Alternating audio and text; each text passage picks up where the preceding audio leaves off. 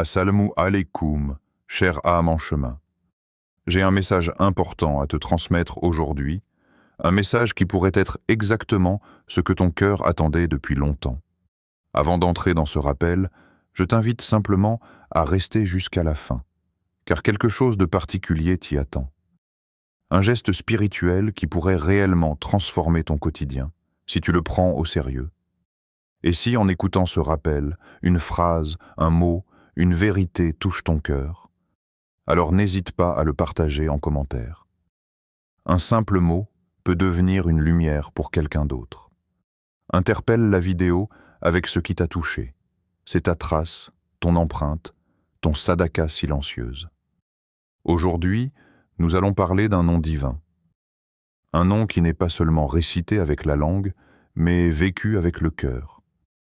Un nom qui a apaisé des cœurs brisés, relevé des vies qui semblaient perdues et ouvert des chemins que personne n'aurait pu imaginer. Ce nom, c'est Al-Razak. Celui qui pourvoit, celui qui nourrit, celui qui distribue les subsistances visibles et invisibles, celui qui ne laisse jamais tomber. Ses serviteurs, beaucoup, invoquent Allah. Beaucoup l'adorent, mais rares sont ceux qui le connaissent vraiment à travers ses noms, et encore plus rares sont ceux qui vivent réellement sous l'ombre de Al-Razak, en comprenant que leur subsistance, leur avenir, leur sécurité ne sont pas dans les mains des créatures, mais dans les mains du Créateur. Laisse-moi t'emmener dans un voyage intérieur. Imagine un instant que ta vie est une maison. Une maison avec des pièces lumineuses, mais aussi des pièces fermées, obscures, des portes bloquées, des passages que tu n'arrives pas à ouvrir. Tu pousses, tu tires, tu forces. Rien ne bouge.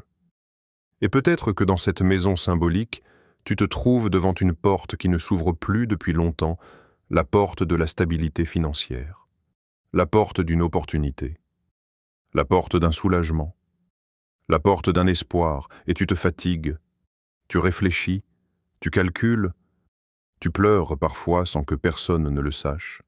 Pourtant, devant cette même porte, il existe une clé spirituelle. Une clé qui ne se trouve ni dans les efforts humains, ni dans les contacts, ni dans la chance. Une clé qui se trouve dans un nom, Al-Razak. Lorsque tu le prononces avec conscience, tu n'es pas en train de répéter un mot. Tu es en train de faire une confession intérieure. Ô Allah, je reconnais que rien ne m'échappe que tu n'aies décidé, et rien ne m'arrive sans ta sagesse. Le nom Al-Razak n'est pas simplement lié à l'argent. Il est lié à la paix intérieure, à l'inspiration, à une rencontre, à une idée qui change tout, à une protection, à une porte qui s'ouvre au bon moment, à un éloignement d'un mal que tu ne voyais pas. Il englobe toutes les formes de subsistance. Mais pourquoi ce nom touche tant de cœurs? Parce que chaque être humain porte une insécurité intérieure. La peur du manque, la peur du lendemain, la peur de l'incertitude. Quand tu invoques Al-Razak, tu fais quelque chose de très profond. Tu affrontes cette peur directement, tu lui dis « Tu ne contrôles pas ma vie, mon Seigneur la contrôle ». Parfois, Allah ferme des portes par miséricorde. Tu crois que tu perds un travail alors qu'il te protège d'un piège. Tu crois que tu échoues un projet alors qu'il t'oriente vers plus grand. Tu crois que tout est bloqué alors qu'il t'enseigne la patience, la confiance et la maturité spirituelle. Et parfois, c'est toi-même qui te bloques, par la peur, par l'impatience, par le stress, par le manque de reliance. C'est là qu'intervient le nom Al-Razak, non pas pour changer Allah, mais pour te changer toi. Parce que Allah ne change pas ton état tant que toi tu ne changes pas ton cœur. Ce nom est aussi un refuge. Lorsque tu le répètes, tu ressens comme une présence, non pas physique, mais intérieure, un apaisement, une douceur, une sensation que quelqu'un t'écoute vraiment, même lorsque personne autour de toi ne le fait. Lorsque tu invoques Al-Razak, tu te reconnectes à la source originelle de ta subsistance. Et cette connexion, personne ne peut te l'enlever. Permets-moi ici de te poser une question. As-tu déjà vécu un moment où tu pensais être totalement perdu, et Allah a pourtant créé une issue que tu n'envisageais même pas? Si oui, partage-le en commentaire. Ce simple témoignage pourrait être la raison pour laquelle une autre âme retrouvera l'espoir aujourd'hui, mais ce n'est pas tout. À la fin de cette vidéo, je vais te transmettre une invocation spéciale, une invocation douce, simple, mais d'une puissance immense pour ouvrir les portes que tu n'arrives plus à franchir. Reste jusqu'à la fin, elle sera ton cadeau d'aujourd'hui. Al-Razak, c'est aussi le nom qui te délivre de la dépendance aux gens. Plus tu relis ton cœur aux humains, plus tu souffres.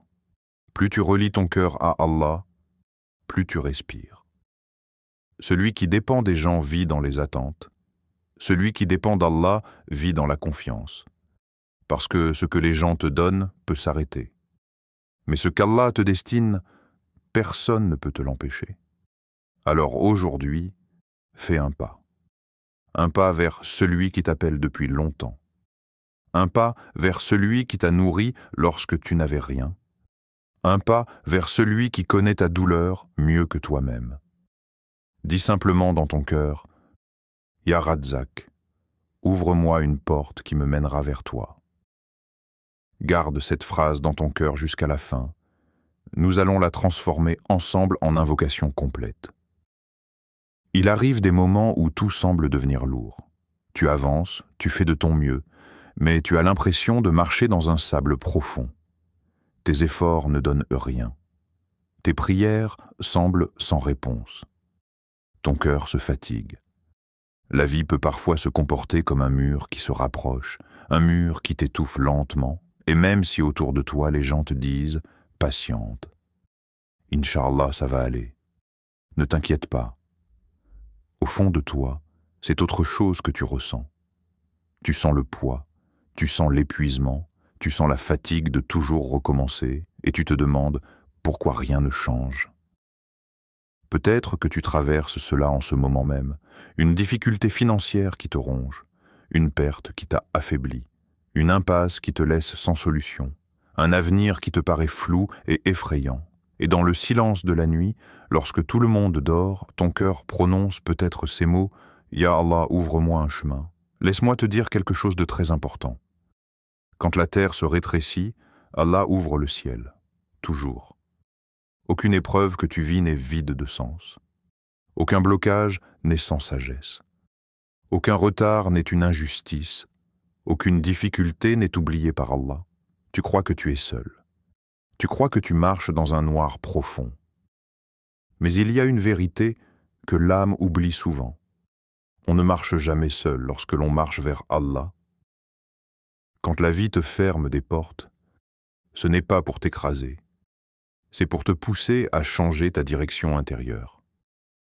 Parfois, la porte qui se ferme n'est pas là pour t'empêcher d'avancer, mais pour t'empêcher de tomber. Tu ne le vois pas encore. Tu ne comprends pas encore. Mais Allah comprend, et c'est lui qui te guide, même à travers ce qui te semble être du chaos. Tu sais, lorsqu'un croyant atteint un niveau de difficulté où ses forces humaines s'effondrent, quelque chose d'extraordinaire se produit. C'est sa foi qui commence à marcher à sa place. Là où tes muscles lâchent, ta prière prend le relais. Là où ta logique s'arrête, ton tawakkul commence. Là où ton espoir diminue, la miséricorde d'Allah s'approche, parce qu'Allah n'intervient jamais trop tôt ni trop tard. Il intervient au moment exact où ton cœur est prêt à recevoir sa lumière. Mais pourquoi la vie se ferme parfois autour de toi? Parce que Allah veut te ramener à lui. Tu t'es trop appuyé sur les gens. Tu t'es trop appuyé sur ton intelligence. Tu t'es trop appuyé sur tes calculs. Tu as oublié que ta vraie force, ce n'est pas toi, c'est lui. Et lorsqu'Allah veut t'enseigner cela, il peut te retirer un peu, ou beaucoup. Il peut te tester dans ton travail, dans ton argent, dans ta famille, dans tes projets, pas pour te détruire, pour te purifier, pour t'élever, pour te rapprocher. Rappelle-toi, la graine ne devient jamais un arbre sans être enterrée. l'obscurité qui t'entoure est peut-être celle qui t'élève. La pression que tu ressens est peut-être celle qui t'ouvre. La fermeture de ta vie est peut-être l'ouverture de ton cœur. Il n'y a pas de lumière sans obscurité, il n'y a pas d'élévation sans brisure, il n'y a pas de rencontre avec Allah sans un moment où tu t'effondres devant lui. Alors, si la vie se ferme autour de toi en ce moment, respire, lève les yeux vers le ciel et rappelle-toi cette parole éternelle. Avec la difficulté vient certes la facilité. Allah ne t'a pas abandonné, il t'appelle. Il veut que tu reviennes, que tu confies ton affaire à lui, que tu déposes enfin ce fardeau que tu portes depuis trop longtemps, et tu vas voir. À partir du moment où tu vas dire sincèrement « Ya Allah, j'ai besoin de toi plus que jamais », la vie commencera doucement à changer. À la fin de cette vidéo, je t'offrirai un dhikr spécial, une invocation douce et profonde que tu pourras intégrer à ton quotidien. Elle sera ton cadeau du jour. Alors reste avec moi jusqu'au bout. Et si quelques mots de ce rappel t'ont parlé, laisse un commentaire avec une phrase, courte ou longue, qui représente ton état. Cela peut être « Je traverse cela » ou « Allah ne m'abandonne pas ». Laisse une trace, laisse une lumière. Quelqu'un en aura peut-être besoin aujourd'hui. Il existe des mots que l'on prononce sans vraiment y réfléchir, des mots qui sortent de la langue mais n'atteignent jamais le cœur. Et il existe d'autres mots, des mots capables de bouleverser une vie entière lorsqu'ils sont dits avec conscience, humilité et présence. Le nom Al-Razzaq fait partie de ces mots-là, ce n'est pas un simple son, ni une formule que l'on répète pour obtenir quelque chose. C'est une lumière enveloppée dans une syllabe. C'est une vérité divine compressée dans un souffle. C'est un miroir qui reflète la réalité de ta foi et qui dévoile l'état véritable de ton cœur. Quand tu dis « Ya Razzaq », tu ne fais pas qu'invoquer celui qui donne, tu es en train de déposer ton inquiétude devant lui. Tu es en train d'alléger ton âme. Tu es en train d'admettre que tu n'es pas maître de ton destin et que cela est une délivrance, non un fardeau. Lorsque tu répètes ce nom, tu n'es pas censé ressentir un choc miraculeux immédiat. Les portes ne s'ouvrent pas forcément instantanément. La richesse ne tombe pas du ciel comme une pluie soudaine. Ce qui change d'abord, c'est ton regard. Tu réalises que la vraie pauvreté n'est pas celle du portefeuille, mais celle du cœur. Tu réalises que le manque ne commence jamais dans le compte bancaire, mais dans la confiance intérieure. Tu réalises que ce que tu percevais comme un problème était en réalité une invitation. L'invitation à revenir vers Allah, Al-Razzaq, transforme les circonstances, mais seulement après avoir transformé ton cœur. Parce qu'Allah ne donne jamais à un serviteur quelque chose qui serait une cause de perte pour lui. Parfois, ta subsistance est retardée pour te préserver. Parfois, elle est limitée pour te purifier. Parfois, elle est invisible pour t'obliger à lever les yeux vers le ciel. Lorsque tu répètes ce nom avec sincérité, quelque chose s'aligne en toi. Tu ne marches plus dans la peur, tu marches dans la certitude. Non pas la certitude de recevoir ce que tu veux, mais la certitude absolue de recevoir ce que Allah sait être le meilleur pour toi. Et cette certitude, c'est ça, la vraie richesse. Tu ne comptes plus sur les gens, tu ne comptes plus sur les circonstances. Tu ne comptes plus sur ta force, ton intelligence ou tes calculs. Tu comptes sur celui dont le trésor ne s'épuise jamais. C'est alors que les choses commencent à bouger, lentement, subtilement. La lourdeur qui pesait sur ton cœur s'allège. Les pensées négatives se dissipent. Un calme s'installe. Un calme que tu n'avais plus ressenti depuis longtemps. Tu comprends que la subsistance, ce n'est pas seulement l'argent. La subsistance, c'est une paix intérieure qui te rend plus riche que n'importe quel bien, une idée inspirée qui change ton avenir, une rencontre bénie qui t'ouvre une porte, un éloignement discret d'un mal que tu ne voyais pas, un apaisement après une longue période de chaos, une force intérieure que rien ne peut briser. Tout cela, c'est la subsistance. Et tout cela vient de Al-Razzaq. Pourquoi ce nom agit-il autant sur l'être humain? Parce qu'il touche l'un des points les plus sensibles de notre existence, la peur du lendemain. L'être humain est né avec cette peur. Même le riche peut trembler à l'idée de perdre ce qu'il a. Même celui qui a un bon travail peut craindre un changement soudain. Même celui qui se croit en sécurité peut voir sa vie bouleversée en un instant. Le seul refuge stable, solide, indestructible, c'est de s'accrocher à Allah. Lorsque tu t'attaches à la création, tu t'exposes à la déception. Lorsque tu t'attaches au Créateur, tu t'exposes à la miséricorde. Les gens peuvent t'oublier, Allah ne t'oublie jamais. Les circonstances peuvent aider se retourner contre toi. Allah n'abandonne jamais celui qui se tourne vers lui. Le monde peut te fermer ses portes. Allah peut ouvrir une porte que personne ne peut fermer. Le nom Al-Razzaq a un secret. Il nourrit l'âme avant de nourrir la main. Et parfois, c'est précisément l'âme qui avait faim depuis si longtemps que tu ne le remarquais même plus. Tu t'inquiétais pour ton avenir matériel, mais c'est ton cœur qui était affamé. Tu te plaignais du manque extérieur, mais c'est ton intérieur qui demandait à être soigné. Tu pensais avoir besoin d'argent, mais ce dont tu avais réellement besoin, c'était de confiance. Et cette confiance, c'est le nom Al-Razzaq qu'il a reconstruit en toi, mot après mot. Répétition après répétition. Nuit après nuit, larme après larme. Tu réalises alors que ce n'est pas ton travail qui te nourrit, ni ton commerce, ni tes contacts, ni tes plans. C'est Allah, et uniquement Allah.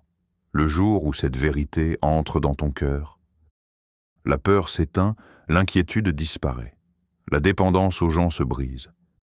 Et tu te sens enfin libre, libéré du stress, libéré de la pression, libéré de la comparaison, libéré de la peur du manque.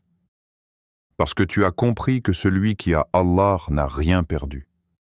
Et celui qui perd Allah a tout perdu. Pour comprendre le nom Al-Razzaq, il suffit de s'arrêter un instant sur l'un des récits les plus lumineux du Coran, celui de Mariam, Marie, paix sur elle. Ce récit n'est pas seulement une histoire du passé, c'est un miroir tendu vers ton cœur, un éclat de vérité destiné à traverser ton époque, ton contexte, ta douleur, ta confusion, et à te rappeler que la subsistance ne dépend ni de la logique, ni des saisons, ni des humains.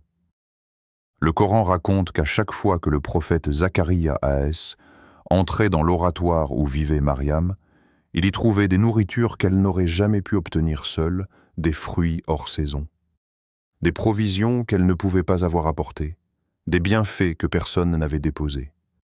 Et lorsqu'il lui demandait « D'où cela te vient-il » elle répondait simplement « Cela me vient d'Allah ». Puis le verset ajoute « Allah pourvoit sans compter à qui il veut ». Ces mots devraient être inscrits dans ton cœur, parce qu'ils contiennent une vérité immense. Ce qui est écrit pour toi te trouvera, même si toute la logique affirme le contraire. Et ce qui n'est pas écrit pour toi ne pourra jamais t'atteindre, même si tout le monde essaye de te le donner. Regarde bien, Mariam. Elle était isolée, éloignée de la société, protégée dans un lieu de dévotion, sans commerce, sans revenus, sans mobilité, sans réseau.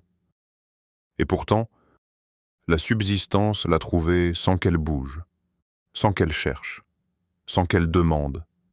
Elle n'avait aucun moyen, mais elle avait Allah. Et celui qui a Allah possède un trésor que personne ne peut limiter. Dans ce verset, Allah t'enseigne 3 choses fondamentales. Premièrement, la subsistance n'est pas proportionnelle à tes efforts. Elle est proportionnelle à la sagesse divine. Tu peux travailler comme jamais et ne rien voir bouger. Tu peux perdre tout espoir. Et Allah te donner au moment où tu t'y attends le moins, tu peux être dans un endroit où rien ne devrait pousser. Et Allah peut y faire pousser une lumière. Il n'existe aucune équation humaine capable de définir la subsistance. Elle vient d'un autre monde, d'un autre plan, d'une autre volonté. Deuxièmement, ce qui est hors de portée pour toi est entre les mains d'Allah. Mariam était dans un lieu isolé. Comment aurait-elle pu obtenir des nourritures d'une saison différente? C'était impossible, mais Allah n'est pas limité par les saisons. Il n'est pas limité par les causes. Il n'est limité par rien. Ce qui te semble impossible n'est impossible que pour toi, pas pour lui. Troisièmement, la subsistance d'Allah ne dépend pas des moyens humains. Il n'a pas besoin d'un employeur pour te donner, pas besoin d'un contrat, pas besoin d'une opportunité, pas besoin d'une logique. Quand Allah veut donner, il donne, et personne ne peut retenir sa générosité. Ce verset est une réponse à toutes tes inquiétudes. Chaque fois que tu te demandes « Comment je vais faire ? Comment je vais m'en sortir ? Comment je vais payer ceci ou cela ?» Rappelle-toi Mariam, rappelle-toi sa solitude. Rappelle-toi son isolement. Rappelle-toi l'impossible qui est devenu possible. Et dis dans ton cœur « Celui qui a nourri Mariam peut me nourrir. Celui qui l'a soutenue peut me soutenir. Celui qui a ouvert pour elle ouvrira pour moi. » L'histoire de Mariam n'est pas un conte miraculeux destiné à fasciner. C'est une démonstration divine, une preuve, une signature, une déclaration éternelle. La subsistance ne se trouve pas dans les mains des humains, elle se trouve dans les mains d'Allah. Et quand Allah décide de te donner, il n'a pas besoin de demander la permission à la création. Il peut créer des causes, il peut contourner les causes. Il peut supprimer les causes, mais il ne manque jamais de moyens. Ce verset est aussi une leçon pour ton cœur. Tu n'es pas oublié, tu n'es pas délaissé, tu n'es pas invisible, tu n'es pas laissé au hasard. Ce que tu vis aujourd'hui n'est pas une punition. C'est une préparation, une purification, une réorientation. Allah ne te prive jamais pour te blesser. Il te prive parfois pour te protéger. Il te prive parfois pour t'attirer. Il te prive parfois pour t'élever. Mais il ne t'abandonne jamais. Il existe dans ce monde des histoires qui ne s'écrivent pas avec de l'encre, mais avec des larmes. Des histoires racontées silencieusement par ceux qui ont connu la lourdeur des épreuves, la peur du lendemain, l'angoisse de la subsistance, puis la douceur d'un secours inattendu. Quand Al-Razzaq répond « Rien ne ressemble à la logique humaine. Rien ne ressemble à ce que tu avais prévu, imaginé ou planifié. » Sa réponse ne suit pas tes calculs, elle suit sa sagesse. Beaucoup de frères et sœurs en sont témoins, pas parce qu'ils ont demandé une fortune, pas parce qu'ils ont multiplié les stratégies matérielles, mais parce qu'ils ont fait un geste simple, discret, profond. Ils sont revenus à Allah, revenus avec leurs peurs, revenus avec leurs doutes, revenus avec leurs dettes, leurs inquiétudes, leurs regrets, revenus avec des cœurs fatigués mais sincères. Et c'est dans ce retour que la porte a commencé à s'entr'ouvrir. Il y a cet homme, par exemple. Son commerce s'effondrait. Chaque mois était pire que le précédent. Les factures s'accumulaient. Les appels des créanciers ressemblaient à des menaces. Sa famille comptait sur lui, mais il ne savait plus quoi faire. Il avait tout essayé. Le travail intense, les stratégies de marketing, les conseils des amis, les prêts, les négociations. Chaque porte se fermait encore plus. C'est alors que, brisé mais lucide, il a pris la décision la plus importante de sa vie. Il a décidé de se tourner vers Allah, sincèrement. Il s'est levé un matin avant Fajr. Il s'est mis à genoux et il a dit « Ya Razzaq, si tu ne m'ouvres pas une porte, personne ne peut le faire. » Il s'est accroché à ce nom. Il le répétait non pas comme une formule magique, mais comme une confession, une proclamation, une délivrance intérieure. Tu es celui qui pourvoit, et je suis celui qui a besoin. Ce n'était plus une demande matérielle, c'était une reddition spirituelle. Et Allah a répondu. Pas en lui envoyant de l'argent du ciel, pas en faisant disparaître ses dettes en une nuit, mais en lui ouvrant une voie qu'il ne voyait pas, une rencontre, une conversation, une simple idée, une opportunité inattendue. La miséricorde d'Allah n'est pas toujours spectaculaire. Elle commence souvent par une brise légère, une petite ouverture que seul un cœur attentif peut percevoir. Quelques semaines plus tard, sa situation avait totalement changé. Ce n'est pas la richesse qui l'a transformée, c'est sa relation avec Allah. Un commerce peut s'effondrer, une entreprise peut disparaître, mais un cœur reconnecté à son Seigneur devient un trésor qui ne s'éteint jamais. Il y a aussi cette femme, vivant dans une solitude profonde. Elle ne manquait pas seulement d'argent, elle manquait de sens, de direction, de lumière. Elle répétait souvent « Je ne veux pas plus d'argent, je veux plus de clarté, plus de paix, plus de guidance ». Alors elle a commencé à invoquer Al-Razak, non pas pour remplir sa main, mais pour remplir son cœur. Elle disait « Ya Razak, accorde-moi une subsistance qui guide mon âme avant mon quotidien. » Et Allah lui a donné pas une somme d'argent, pas un miracle visible, mais quelque chose de plus précieux, une direction, une inspiration, une idée qu'elle n'aurait jamais imaginée seule, une paix intérieure qu'elle pensait ne plus jamais retrouver, puis, seulement ensuite, une ouverture. Un travail qui correspondait à ses valeurs. Des personnes qui l'ont soutenue, une stabilité qui semblait hors d'atteinte. Elle avait demandé la lumière, Allah lui a donné la lumière. Puis l'ouverture. Parce que celui qui cherche Allah trouve le reste avec lui. Mais celui qui cherche seulement le reste peut passer toute sa vie sans jamais trouver Allah. Quand tu marches vers Allah, même d'un pas tremblant, imparfait, fragile, sache que lui marche vers toi plus vite que tu ne pourrais l'imaginer. Il ne t'attend pas avec des reproches. Il t'attend avec un décret de bonté.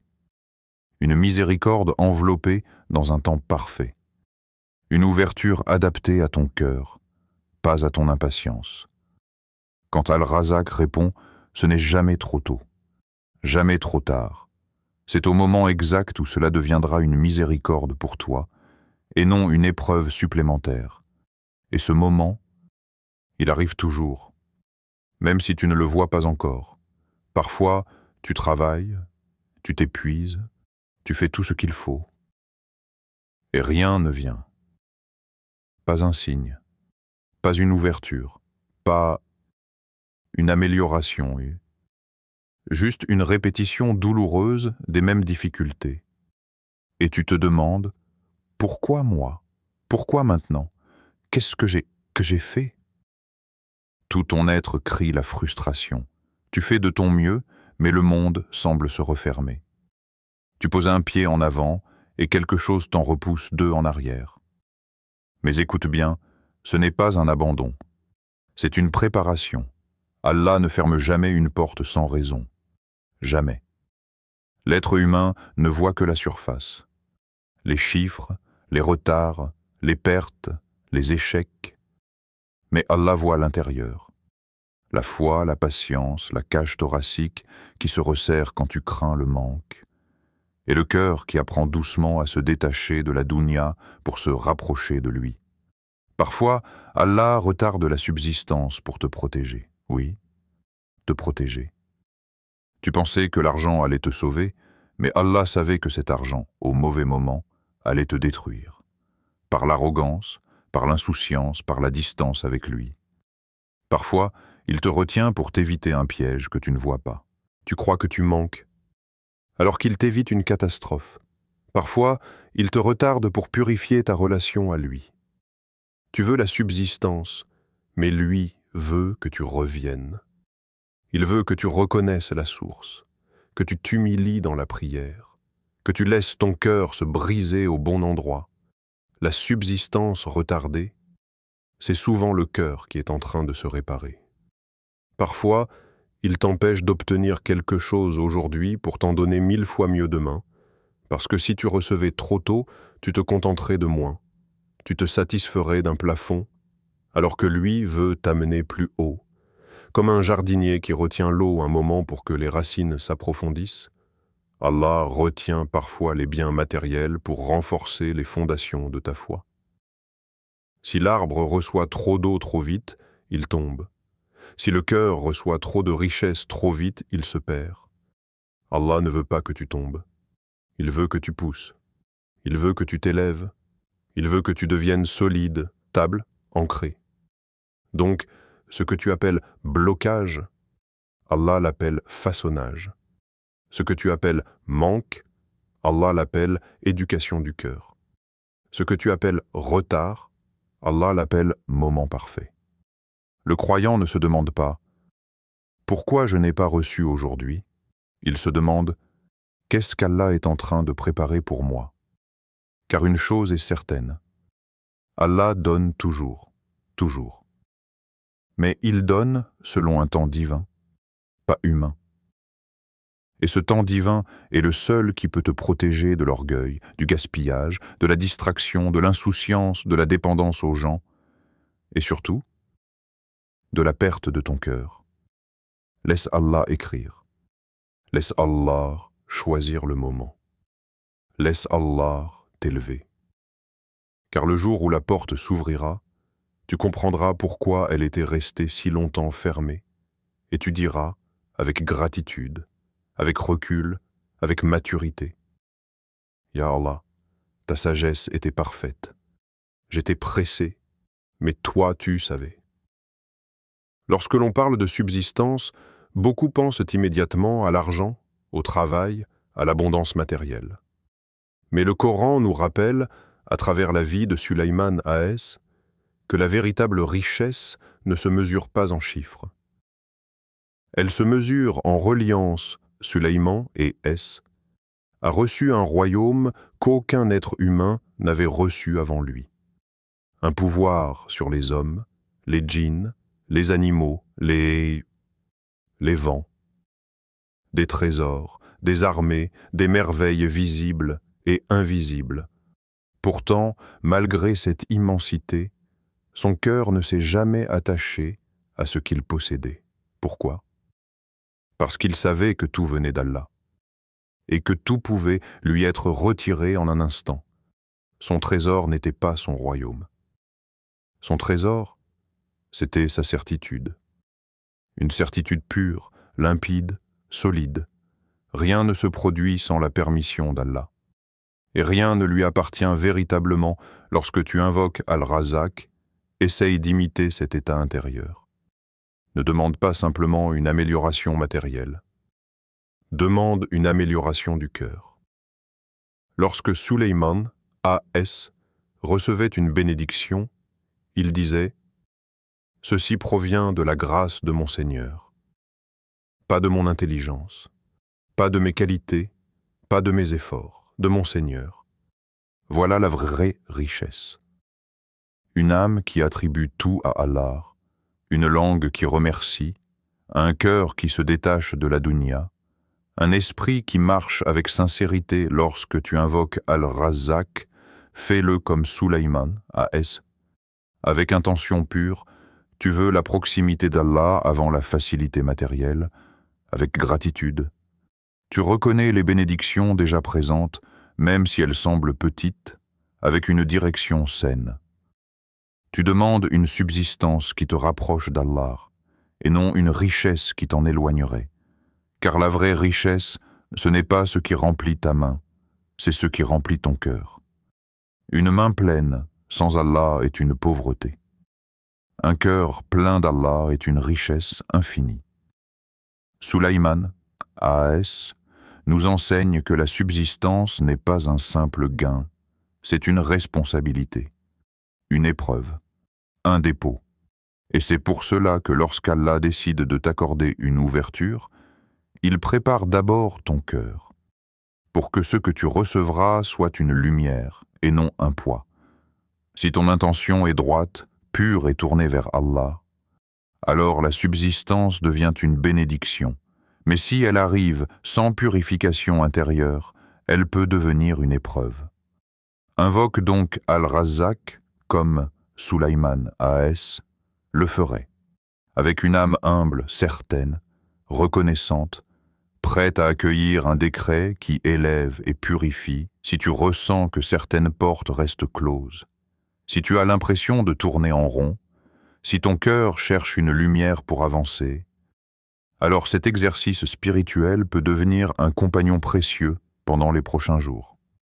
C'est un rituel simple, mais d'une douceur profonde, capable d'apaiser les inquiétudes, de purifier les intentions et d'ouvrir une connexion intime avec Al-Razzaq.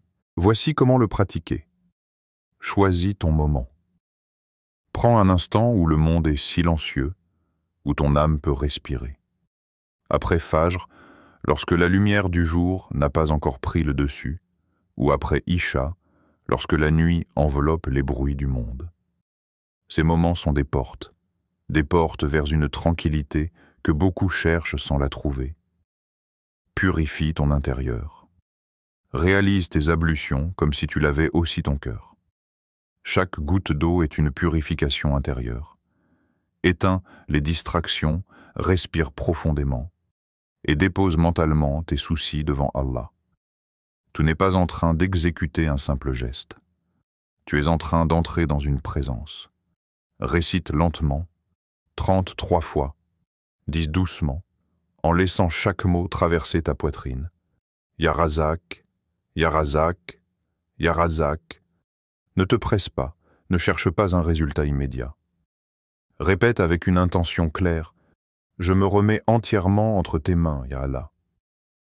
À chaque répétition, un peu d'angoisse s'en va, un peu de confiance revient, un peu de lumière s'installe. 4e. Termine par une invocation humble. Après les 33 répétitions, incline légèrement ta tête et dis « Ô toi qui pourvois à toute la création, ouvre-moi une porte que je ne vois pas encore. Guide-moi vers ce qui est meilleur pour ma foi et ma vie. » C'est une invocation douce, simple, mais chargée d'un immense espoir. Continue pendant 33 jours, pas comme un test, pas comme une condition, pas comme un contrat. Ce rituel n'est pas destiné à forcer un miracle. Il est là pour t'éduquer à la confiance. Chaque jour, tu apprends à dépendre moins de toi et plus d'Allah. Tu t'entraînes à reconnaître que les solutions ne viennent pas de la terre, mais du ciel, et souvent. Lorsque ton cœur change, les portes commencent, elles aussi à changer. Avant de partir, si une partie de ce rappel t'a touché, lâche simplement un commentaire avec « Je commence aujourd'hui, Ya Razzaq ». Cela peut être ton premier pas vers une ouverture que tu ne soupçonnais pas. Qu'Allah accorde à ton cœur une subsistance plus vaste que tes mains, une lumière plus profonde que tes soucis, et une paix qui accompagne chaque pas de ton hijra intérieur. Barakallahu fik pour ta présence. Et à très bientôt sur Voie du Hijra.